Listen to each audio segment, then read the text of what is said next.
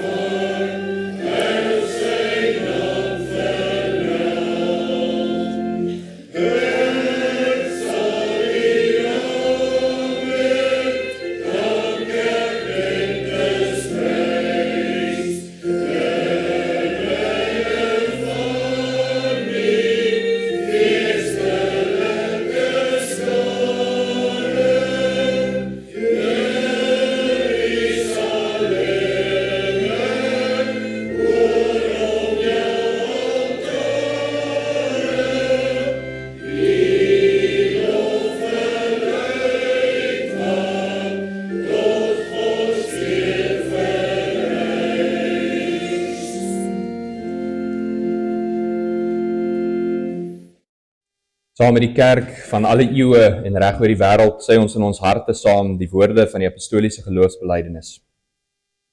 Ek glo in God die Vader, die Almagtige, die Skepper van hemel en aarde, en in Jesus Christus, sy eniggebore Seun, ons Here, wat ontvang is van die Heilige Gees, gebore uit die maagd Maria, wat gelei het, onder Pontius Pilatus gekruisig is, gesterf het en begrawe is, wat die angste van die hel tot in die dood toe ondergaan het, wat op die derde dag opgestaan het uit die dood, opgevaar het na die hemel en sit aan die regterhand van God, die Almagtige Vader, waarvandaan hy sal kom, om die lewendes en die dooies te oordeel.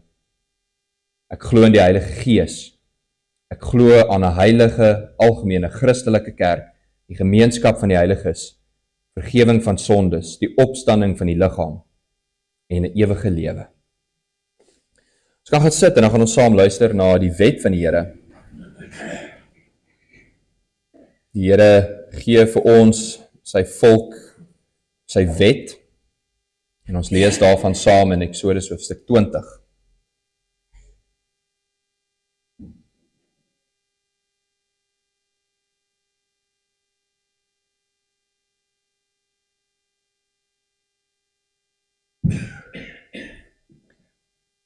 Toe het God al hierdie gebooie aangekondig.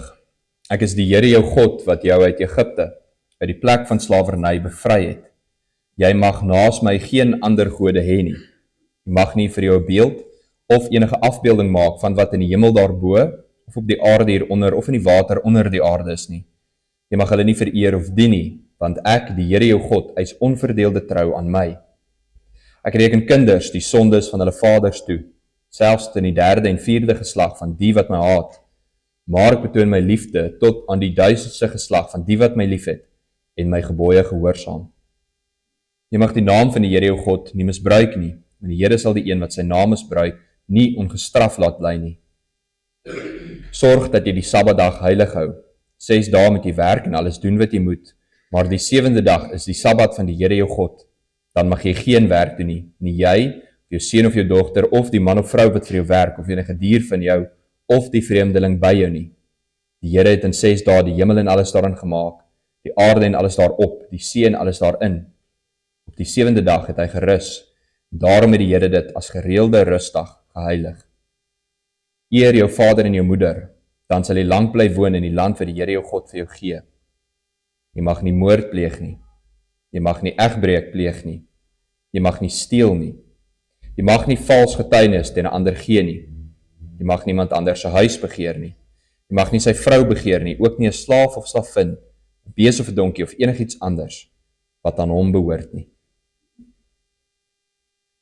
Deel van ons verootmoediging voor die Here, terwyl ons so bly sit, kom ons sing saam van Psalm 25, sing saam vers 2 en vers 4, vers 2, leer my Heer die regte weë, wys die regte pad my aan, maak my hart daartoe genee, om met lus daarop te gaan.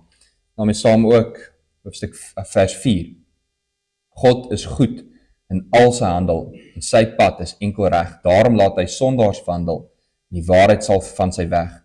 En dan met die oog op vandag se prediking ook, hy sal met sy hand hul lei, wat verdwaal was en verlore, en wie sagmoedig is, laat hy wandel op sy regte spore. Terwyl ons so bly sit, Psalm 25, vers 2 en vers 4.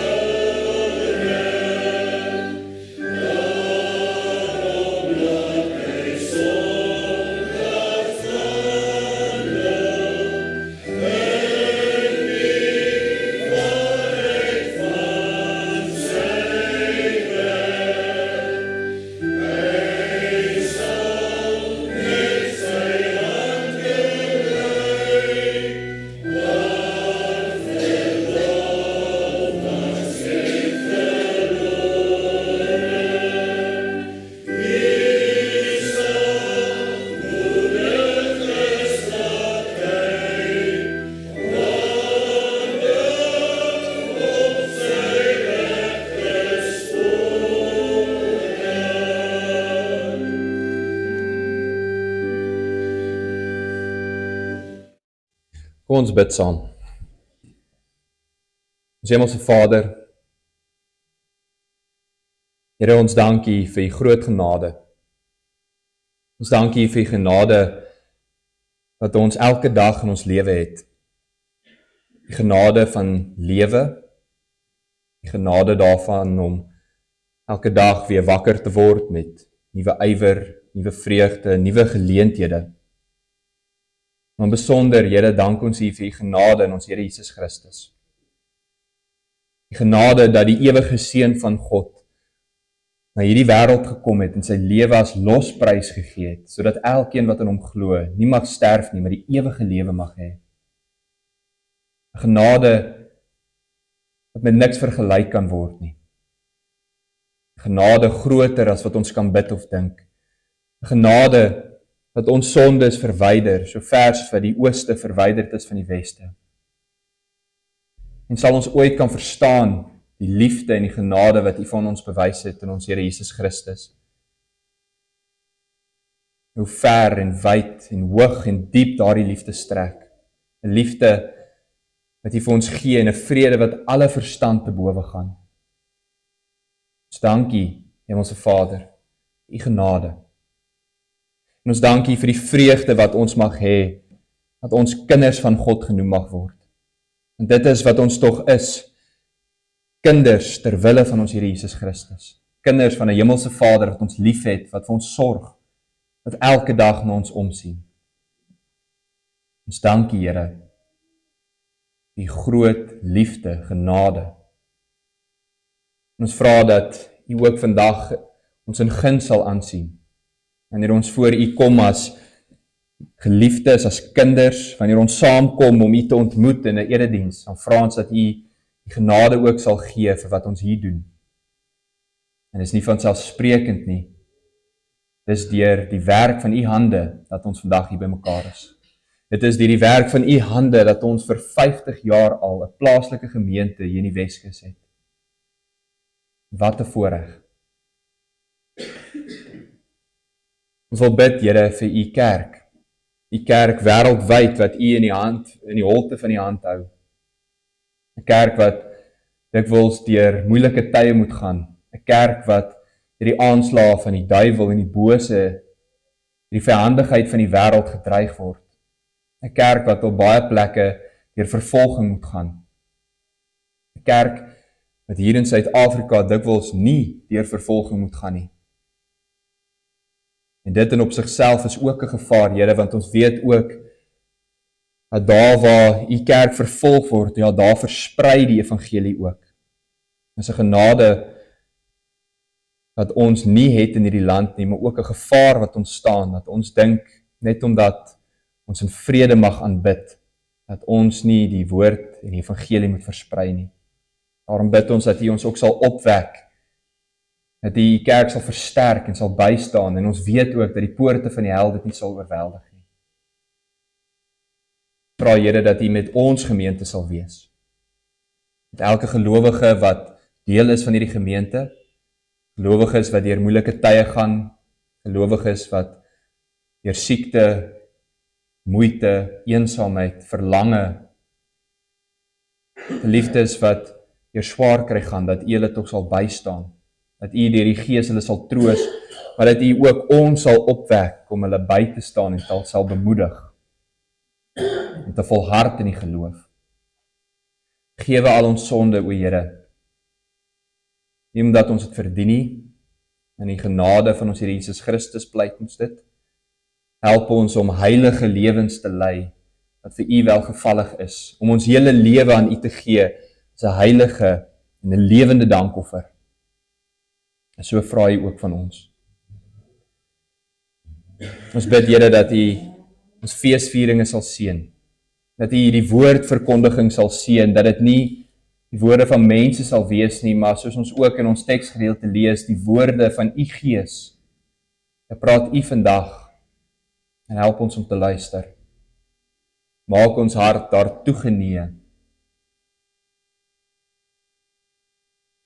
Here, ons vra dat U met ons sal wees in alles wat ons doen, en mag die woorde van ons mond en die oordenking van ons hart vir U welgevallig wees, Here ons rots. ons verlosser in Christus naam. Amen. Liefdes, kom ons staan voordat ons uit die woord van die Here lees en dan sing ons saam van skrifberuiming 1:1. Dis 'n beruiming van Efesiërs hoofstuk 1 waar Paulus eintlik die lied se naam is die verkiesingsjubel waar Paulus skryf oor hoe God sy kerk gekies het in ewigheid van tevore en ons sing saam vers 3. Die hoogtepunt eintlik van die lied wat gaan oor Christus tot roem en prys van God se genade, die grond van ons behoudenis, sing ons nou van sy reddingsdade in hom wat die geliefde is in Christus. Kom ons staan, dan sing ons van hierdie wonderlike verkiesingsjubel, skrifberuiming 1:1 vers 3. Daarna kan ons gaan sit vir die lees van die woord van die Here.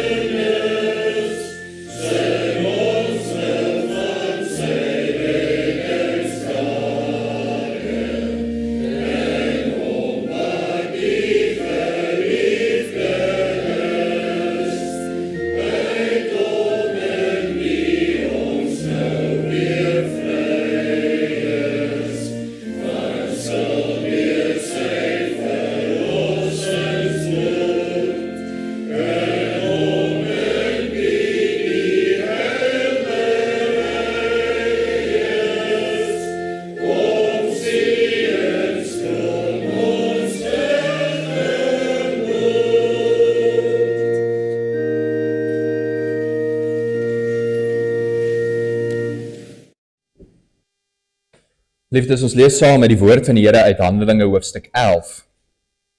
So 'n kortliks agtergrond. Lukas het die boek van Handelinge geskryf en hy het die gewoonte om elke nou en dan net so 'n verslag te gee oor hoe gaan dit met die gemeente, met die kerk van die Here. Die eerste keer lees ons daarvan aan die einde van Handelinge hoofstuk 2, waar hy sê die gemeente in Jerusalem, die gelowiges in Jerusalem, het volhard in die leer van die apostels, hulle het saamgekom, hulle het alles saam gedeel. Ons lees dan weer daarvan in Handeling hoofstuk 4, Handeling hoofstuk 6 en dan Handeling hoofstuk 11.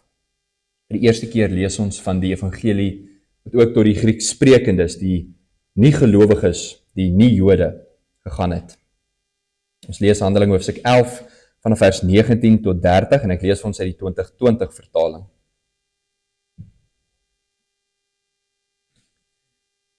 Die gelowiges dan, wat uit mekaar gedryf is as gevolg van die verdrukking wat oor Stefanus ontstaan het so ver as Fenisië, Cyprus en Antiochië getrek en die woord aan niemand anders as net aan die Jode verkondig. Maar toe party van hulle, mans uit Cyprus en Cyrene in Antiochië gekom, het hulle ook met die Helleniste gepraat en die evangelie van die Here Jesus aan hulle verkondig. Die hand van die Here was oor hulle en 'n groot aantal het gelowig geword en na die Here gedraai. Die berig oor hulle het die gemeente in Jerusalem te ore gekom en hulle het Barnabas gestuur om na Antiochië te gaan. Toe hy daar aankom en die genade van God sien, was hy bly en het almal aangemoedig om met vaste voorneme van hart aan die Here getrou te bly. Hy was 'n goeie man, vol van die Heilige Gees en geloof en 'n aansienlike skare is vir die Here bygevoeg. Hierna het Barnabas na Tarsus vertrek om Saulus op te soek. Hy het hom opgespoor en hom na Antiochië gebring. Hulle was 'n hele jaar lank saam met die gemeente en 'n aansienlike skare onderrig. In Antiochië is die disippels vir die eerste keer Christene genoem. In daardie tyd het daar 'n profeet uit Jerusalem na Antiochië gekom. Een van hulle, met die naam Agabus, het na vore gekom en deur die Heilige Gees voorspel dat 'n swaar hongersnood oor die hele wêreld sou kom. Dit het in die tyd van keiser Claudius gebeur.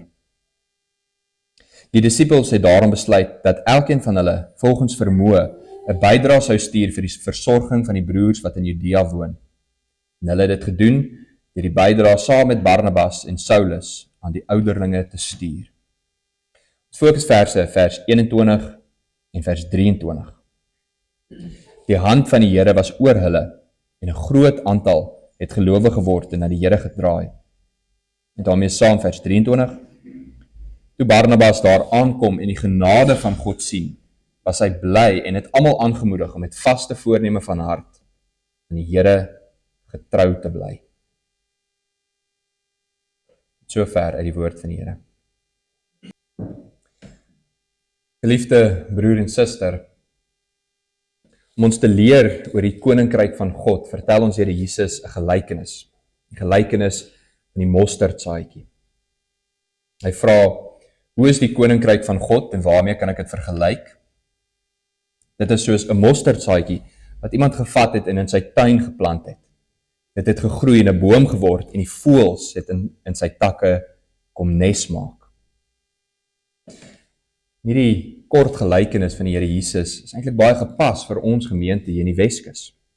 Aan die begin was dit maar net 'n handjie vol gelowiges, 'n handjie vol gelowiges wat eintlik in 'n huis bymekaar gekom het om eredienste te hou.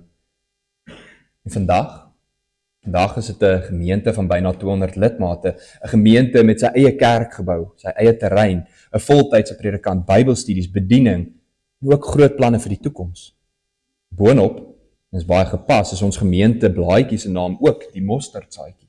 Van 'n klein saadjie tot 'n groot struik waarin voëls bymekaar kom om nes te maak. As gelowiges wat deel is van hierdie gemeente, staan ons eintlik verstom oor die genade van die Here. Geliefdes, het jy al gaan sit en dink wat dit regtig vat vir 'n gemeente om te begin en vir 50 jaar lank te bestaan? Wat het daartoe gelei dat hier 'n plaaslike gereformeerde kerk in die Weskus is? Wie was die mense wat dit moontlik gemaak het? Hoe is dit dat hierdie saadjie kon groei tot hierdie groot boom wat dit vandag is? Om hierdie vrae te beantwoord met betrekking tot ons gemeente, is dit dalk beter om in die algemeen te vra. Hoe gebeur dit dat enige gemeente ontstaan en groei en onderhou word? En die perfekte voorbeeld kry ons in vandag se teksgedeelte. Handelinge 11 met die ontstaan van die gemeente in Antiochië. En in die teks vind ons eintlik 3 punte, en om dit eenvoudig te hou by die gelykenis van die mosterdsaadjie, gaan ons na 3 punte kyk. Eerstens kyk ons na die saad wat gesaai word, die saailing wat groei, en dan uiteindelik hierdie groot struik of boom wat vrugte dra en blom. In die eerste plek dan, die heel eerste stadium van 'n gemeente, die saad wat gesaai word. In Handelinge 11 vers 19 tot 20 lees ons dat daar vervolging ontstaan het in die gemeente in Jerusalem en Judea, en as gevolg daarvan het die gelowiges reg oor die wêreld versprei. En dit was immers die werk van die Heilige Gees, dit was immers wat die Here Jesus gesê het, julle sal krag ontvang wanneer die Heilige Gees oor julle kom, en julle sal my getuies wees in Judea, Jerusalem, Judea, Samaria, tot aan die uithoeke van die wêreld. En nou sien ons dit gebeur, die gelowiges versprei reg oor die bekende wêreld. Soos 'n saaier wat loop en saad saai, so versprei die evangelie van die Here. En aanvanklik het hierdie gelowiges wat oor die wêreld versprei het, net die evangelie aan die Jode verkondig. Maar dit het heeltemal verander toe daar gelowiges in Antiochië aangekom het. Antiochië was 'n stad, 'n groot stad. Dit was 'n stad met die 3de grootste bevolking in die bekende wêreld. Dit was eers Rome, daarna Alexandrië en dan Antiochië in Sirië. En die mense van die stad het veral daarin geroem dat hulle Grieke was, of Helleniste was. Helleniste is die woord wat verwys na mense wat nie aanvanklik Grieks gebore was nie, maar wat die Griekse kultuur aangeneem het. Die evangelie is nie beperk tot een taal, kultuur of ras nie. Dit is nie beperk tot een volk nie. Dit was die werk van die Gees. Oor alle geslagte heen, oor alle volke en grense heen moet die evangelie versprei word. En toe daardie gelowiges gedryf deur die Gees in Antiochië aankom, het hulle ook die evangelie van die Here Jesus aan die Helleniste verkondig. Hier lees ons van die saad wat gesaai word, die heel eerste oomblikke van 'n gemeente se ontstaan. Dit gebeur wanneer mense gedryf deur die Gees die evangelie verkondig. Dit gebeur wanneer mense gehoorsaam aan die opdrag van die Here Jesus, disippels gemaak van alle nasies. En onder die seënende hand van die Here, lees ons in vers 21, wat 'n groot aantal mense gelowig geword het, na die Here gedraai het. En wanneer mense na die Here draai, ontstaan daar 'n gemeente, 'n gemeenskap van gelowiges. Geliefdes, hierdie patroon vind ons in elke plek waar daar 'n gemeente ontstaan. Later in Handelinge 17 sê Paulus dat die Here vasgestelde tye en vasgestelde grense vir alle mense bepaal het, sodat hulle God kon soek en hom sou vind en die lewe sou vind. God is in beheer van mense se kom en gaan. Hy stuur mense, hy bepaal waar hulle bly en werk. Het sy dit vir navorsing is, werk, vakansie of aftrede. Dit is die Here wat mense se kom en gaan bepaal. En daar waar gelowiges saamkom, daar waar hulle tot die Here draai en hom aanbid, daar ontstaan 'n gemeente, daar ontkiem die saad van die evangelie. En op 'n soortgelyke wyse was dit ook vir ons gemeente. Ontstaan van ons gemeente is aan die een hand te danke aan geformeerde gelowiges wat hierheen getrek het, vir wat sy redes ook al, verenig in hulle godsdiens, verenig in hulle aanbidding, het hulle 'n gemeenskap gevorm, die saad was geplant, die saadjie het ontkiem, en 'n gemeente het ontstaan. En dit bring ons dan by die tweede stadium, naamlik die saadjie wat nou ontkiem het, en die saailing wat nou begin groei. En in die seënende hand van die Here lees ons dat daar 'n gemeenskap van gelowiges in Antiochië ontstaan het. En nie lank daarna nie het die nuus ook Jerusalem bereik. Die liggaam van Christus is immers 'n eenheid. En wanneer een gemeente hoor van 'n ander gemeente, dan moet hulle bande bou. Daarom stuur die gemeente in Jerusalem vir Barnabas om na Antiochië te gaan. Ons weet nie presies wat sy opdrag was nie. Ons weet nie presies wat hy daar moes gaan doen het nie. Maar uit sy karakter en uit wat gebeur, kan ons enkele afleidings maak. Eerstens, ons weet dat Barnabas 'n Lewiet is, maar dat hy gebore is in Cyprus. Met ander woorde, hy het aan die een hand 'n Griekse agtergrond, so hy kon met die mense in Antiochië gepraat het, maar aan die ander hand was hy 'n Lewiet, bekend met die Ou Testament en ook goed bekend met die evangelie van Christus. Tweedens, ons weet dat sy naam eintlik Josef, of in die ou vertaling Joses is. Maar die apostels het hom die bynaam Barnabas gegee, omdat dit in sy karakter was om mense te bemoedig en te vermaan en te troos. Daarom maak dit sin om juis hom te stuur. En in die derde plek, in Handelinge 9, lees ons dat Barnabas, toe Saulus vir die eerste keer bekeer het en voor die apostels verskyn het, het hy 'n getuienis voor die apostels gelewer oor Saulus se lewe. Met ander woorde, die apostels het hom vertrou, hulle het hom geken en hulle het geweet dat hy 'n goeie verslag kan lewer oor die werking van die Gees. En daarom stuur hulle vir Barnabas na Antiochië. Hy moet die gelowiges gaan bemoedig, hy moet daardie saailing gaan versorg, hy moet die evangelie gaan bedien en mense van die gemeente gaan vermaan. En dan, op die ou ende moet hy ook 'n verslag kom lewer oor die werking van die Gees van die Here. Toe Barnabas daar aankom, is hy verblyd. Hy is verblyd oor die werking van die genade van die Here in Antiochië. Hy het gesien dat daar 'n saailing opgekom het uit die grond. En getrou aan sy naam bemoedig hy die gelowiges om aan te hou getrou bly aan die Here. En mettertyd het hy bedien en meer mense het tot die Here gekom. Maar Barnabas het ook geweet dat 'n nuwe saailing baie versorging nodig het, water, voeding, beskerming. Daarom gaan haal hy ook vir Paulus. Hy gaan na Tarsus, hy kry vir Paulus en saam bedien hulle in die gemeente 'n jaar lank. Geliefdes, hierdie patroon van Handelinge 11 was ook in ons gemeente sigbaar. Oor die jare, na 50 jaar al, het die Here goeie mense gestuur, mense vol van die Heilige Gees en geloof, om hier in die Weskus te kom bedien. En met deurlopende sorg, met baie water, met beskerming, is hierdie saailing nou al 'n groot struik. Ons kan hoeveel name noem, lyse van gebeure, dinge wat bygedra het tot ons gemeente se groei. En tog was dit nie net die voorgangers nie, want wie is die mense van vers 19 en 20 wat die evangelie bedien het in Antiochië? Ons ken hulle name nie. Maar dis die getroue versorging van elke gelowige wat bygedra het dat ons gemeente is wat hy is. Sodoende is daar ook hier 'n aansienlike skare vir die Here bygevoeg. En dit bring ons dan by daai derde stadium van saadjie na saailing tot 'n struik wat nou al staan en groei en selfs vrugte dra. Die Here Jesus vertel vir ons in die gelykenis van die saaier in Matteus 13. Dit is net daardie saad wat in die vrugbare grond geval het, wat opgegroei het en ook vrug gelewer het. Dieselfde is waar vir 'n gemeente. En ons lees van die gemeente in Antiochië se vrugte. Eerstens, die Gees van God het die gelowiges so bekragtig en vrymoedigheid en ywer gegee om die evangelie te bedien. Dit was vir hulle 'n noodsaaklikheid. Die kruis, die opstanding en die lewe in Christus kon hulle nie vir hulle self gehou het nie.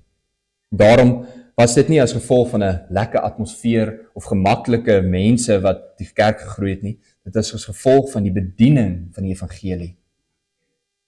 En uit die gemeente in Antiochië het dit later tot in die wêreld versprei, want hulle was die eerste sendingsgemeente. In Handelinge 13 lees ons dat dit juis hierdie gemeente is wat vir Paulus en Barnabas op hulle sendingsreise stuur. Tweedens, die tweede vrug. Antiochië was 'n stad bekend vir sy afgodsdiens. Rondom die stad was daar baie, maar ook baie belangrike aanbiddingsplekke en tempels vir die afgode gewees. En met die uitsondering van sekere groepe was die Helleniste eintlik maar mense met slegte sedes, immoraliteit. Die gelowiges in die stad was anders. Hulle het hulle lig laat skyn uit die gemeente. En wanneer die mense oor hulle pad gekom het en hulle nie soos die res van die mense gelewe het nie, was dit vir hulle vreemd. Hulle was gespot en daarom het daar 'n spotnaam ontstaan. Ons lees in vers 26. In Antiochië is die disippels vir die eerste keer Christene genoem. Hulle het bekend geword in die stad. En die derde plek. Die Here stuur later profete uit Jerusalem en een van hulle met die naam Agabus verkondig dat daar 'n hongersnood gaan kom. Later lees ons in die geskiedenis dat hierdie hongersnood vir Jerusalem en Judea baie sterk getref het. Maar uit die vrug van vrygewigheid en liefde vir die gemeente in Antiochië maak hulle ook 'n bydrae en hulle gee die bydrae vir die gemeente in Jerusalem. Ons lees dus van die pragtige vrugte van 'n gemeente vol van die Gees van die Here. 'n Gemeente wat getrou bly aan die opdrag van die Here, 'n gemeente wat die evangelie bedien, 'n heilige gemeente wat hulle lig laat skyn in 'n donker wêreld, 'n Christelike gemeente wat selfs vir ander wat sukkel 'n bydrae lewer. En ons, geliefdes, want so behoort dit ook in hierdie gemeente te wees, 'n gemeente vol vrug, 'n gemeente wat blom. En ons kan ook in nederigheid daarvan getuig. Aan hoeveel mense is die evangelie al versprei as gevolg van ons gemeente, en hoeveel mense se lewens is daar al 'n verskil gemaak. Tog is ons tot soveel meer in staat. Ons herdenking van ons 50ste bestaanjaar moet ons nie lui maak nie, dit moet ons nie net laat terugkyk nie, maar ook vorentoe kyk, en wat ons nog alles in die toekoms deur die krag van die Gees van God moet bereik. Ons daarom meer verkondig, meer getuig, meer ons lig laat skyn in die donker wêreld. Dat ons meer vrugte van die Gees groei, bydra tot mekaar se groei, mekaar bemoedig en ondersteun. Dat ons met vaste voorneme van hart aan die Here getrou bly. Want so hoort dit in 'n gemeente wat vrug en blom. Dit bring ons by 'n laaste gedagte uit. In die begin is dit ons gevra, hoe gebeur dit? Hoe gebeur dit dat 'n gemeente ontstaan, maar ook bly bestaan? Soos ons gesien het, volg dit dikwels 'n bepaalde patroon. Van saad, tot saailing, tot 'n struik of 'n boom wat groei en vrug lewer. Maar ons moet ook besef dat die antwoord baie meer ingewikkeld is. Daar is soveel meer wat bydra tot 'n gemeente se sukses. En wat moes alles in plek geval het, sodat die evangelie in Antiochië vir die eerste keer bedien word? Want van ver af lyk dit soos een deurlopende koord, soos 'n tou. Maar as 'n mens van nader kyk, dan sien 'n mens elke een van die draadjies individueel geweef deur die hand van die Here. En dink weer aan die gemeente in Antiochië, wat het daartoe bygedra? Handelinge 2, uitstorting van die Heilige Gees. Petrus se preek. Die verskillende tale en volke en nasies van mense wat op daardie dag bymekaar was. Die Romeinse ryk wat baie gehad het en een kultuur aan wie die wêreld almal eens gehou het. En daarmee saam die ywerige bediening van die mense. Stefanus se vervolging, naamlose maar getroue gelowiges vir die evangelie bedien, Barnabas se Griekse afkom, Paulus se bekering en die lys hou aan. Geliefdes, elke een van daardie gebeure en elke een van daardie mense het 'n belangrike invloed gelewer. Op die ou end van die dag is dit die genade en die hand van die Here. Hierdie is die enigste en die grootste rede vir enige gemeente se ontstaan en se groei. Sonder die Here sou daar geen gemeente in Antiochië gewees het. En sonder die Here se hand en genade sou hier geen gemeente gewees het nie. Wanneer ons na die geskiedenis gaan kyk, wanneer ons deur al ons skryfstukke gaan lees en die kerkraadsbesluite wat bygedra het tot ons gemeente se ontstaan, dan kan ons een lang lys noem van almal wat bygedra het daartoe. Maar bo alles staan die genade en die hand van die Here. Ons baie mense wat gesaai het, baie mense wat geplant het en nat gemaak het, maar dis God wat laat groei. Daarom is nog hy wat plant, nog hy wat saai en water gee, enige iets, maar dis God wat die groei gee. Die ontstaan en die voortbestaan van ons gemeente is te danke aan die Here, nie te danke aan menslike migrasie, nie te danke aan enigiets anders nie. Deur hom lewe ons, beweeg ons, bestaan ons. Sonder die magtige hand van die Here sou ons nie gewees het nie. Sonder die genade en die liefde van God sou ons geen gemeente gehad het nie. Ek sluit af. Geliefde broer en suster, ons kan met dankbaarheid terugkyk oor alles wat die Here gedoen het in ons gemeente. Ons kan met dankbaarheid en vreugde, soos Barnabas daar in Antiochië, hierdie gebeure herdenk. Mag ons ook weet dat al die eer aan die Here toe kom. Dis hy wat gelowiges gestuur het om die saad te saai. Dis hy wat elke lidmaat, diaken, ouderling, predikant oor al die jare gestuur het om hierdie saailing te versorg. Dis die hand en die genade van die Here alleen wat in hierdie gemeente die seën gegee het. En daarom is ons oë op hom gerig vir nou en vir ons toekoms. En laat ons dan ook met ywer en opgewondenheid vorentoe kyk en aan die Here met 'n vaste voorneme van hart getrou bly. Soos Paulus in Efesiërs 3 skryf, aan hom wat mag het om te doen ver bo alles wat ons bid en dink, aan hom en vervolgens in die krag wat in ons werk, aan hom die heerlikheid in die gemeente in Christus Jesus, deur al die geslagte heen, tot in alle ewigheid. Amen. Kom ons bid saam.